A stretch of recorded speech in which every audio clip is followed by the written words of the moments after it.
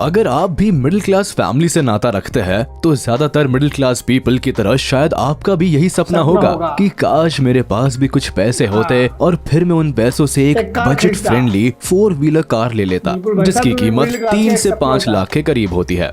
India में रहने वाले लोगों के साथ साथ दूसरे देशों में रहने वाले लोग भी शायद इसी तरह से सोचते होंगे। दुनिया भर में मौजूद लोगों के सपने भले ही एक जैसे हो, लेकिन जितनी आसानी से भारतीय लोग 4 व्हीलर कार ले लेते हैं, उतनी आसानी से दूसरे देशों के लोग इन वाहनों को नहीं खरीद सकते।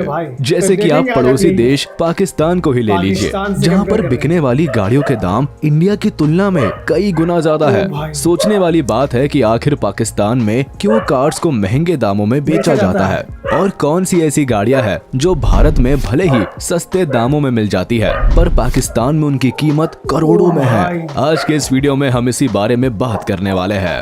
पाकिस्तान और भारत के बीच भले ही पिछले कुछ सालों से तनातनी का माहौल बना हुआ है, लेकिन इस बात को भी नहीं नकारा जा सकता कि दोनों देशों के बीच काफी ज्यादा समानताएं हैं।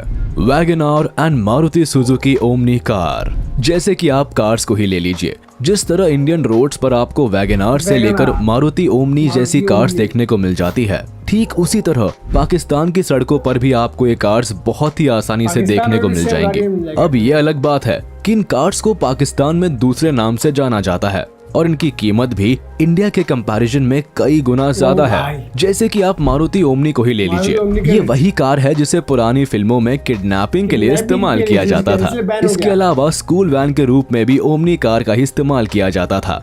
ओमनी के नाम से मशहूर इस कार को पाकिस्तान में सुजुकी बोरान नाम से जाना जाता है। इस कार की कीमत इंडियन मार्केट में भले ही 2 लाख के करीब है, पर हैरानी की बात है कि पाकिस्तानी करेंसी के आधार पर इस कार को खरीदने के लिए आपको 12 लाख रुपए चुकाने होंगे।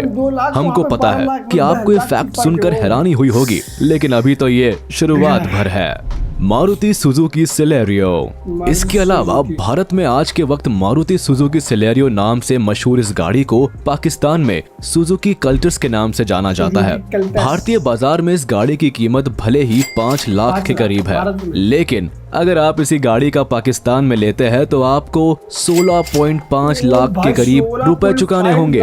ऐसे में आप अंदाजा लगा सकते हैं कि अगर इस गाड़ी को आप भारतीय बाजार में खरीदने की बजाय पाकिस्तान से खरीदते हैं तो आपको 3 गुना ज्यादा कीमत चुकानी पड़ेगी। Swift Dzire. अगर आप स्विफ्ट डिजायर जैसी गाड़ी इंडियन मार्केट में खरीदना चाहते हैं तो आपको भले ही 7 लाख रुपए के करीब चुकाने होंगे। वही अगर आप इस गाड़ी को पाकिस्तान से खरीदते हैं तो आपको 32 लाख रुपए चुकाने होंगे। बता दे कि हम यहाँ अभी गाड़ी के मैनुअल मोड की बात कर रहे हैं, यानी अगर आप स्विफ्ट डिजायर के ऑटोमेटिक मॉडल को पाकिस्तान में खरीदते हैं तो आपको 35 लाख से भी ज्यादा रुपए चुकाने होंगे।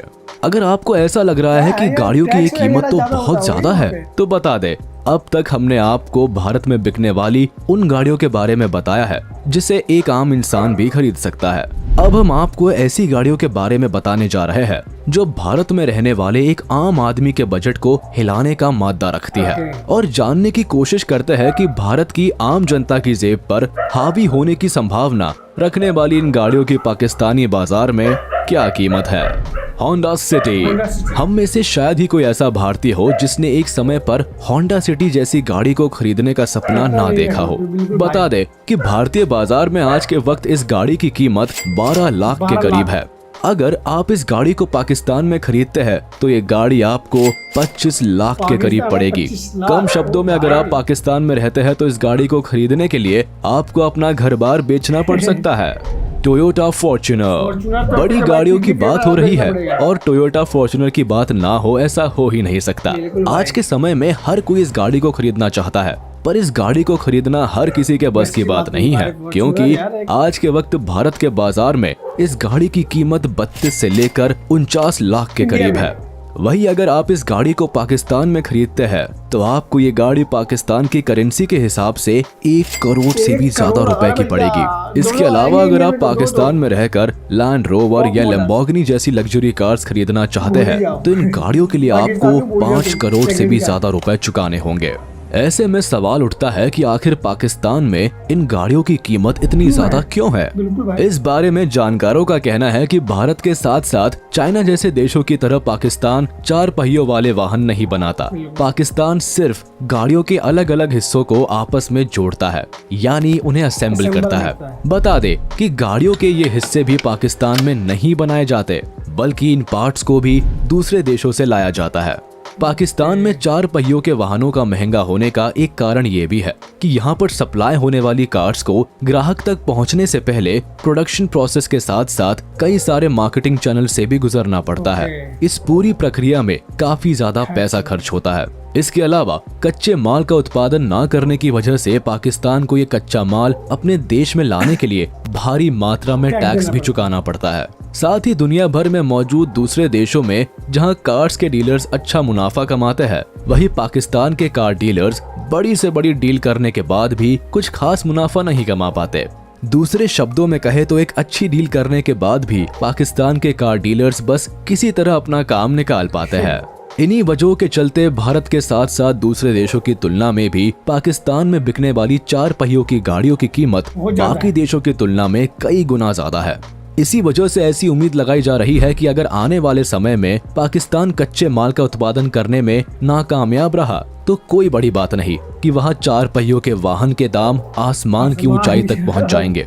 और ऐसे में पाकिस्तान की आम जनता यानी मिडिल क्लास इंसान के लिए एक आम गाड़ी खरीदना भी मात्र सपना भर रह जाएगा। उम्मीद करता है कि आपको समझ आया होगा कि आखिर क्यों पाकिस्तान में 4 पहियों की गाड़ियां काफी महंगे दामों पर बिकती है। अब आज के लिए बस इतना ही, मिलते हैं। तो गाइस मतलब यार मैं तो सुना डबल का फ़र्क है भाई इंडिया से। अगर देखा जाए तो रेट यहाँ पे अगर 5 लाख है तो वहाँ पे भाई डायरेक्ट 15 लाख है। तो आई होप आपको ये वीडियो समझ आई हो। अगर आई हो लाइक एंड चैनल सब्सक्राइब करना पूरे। फिर से हम मिलेंगे नई वीडियो में।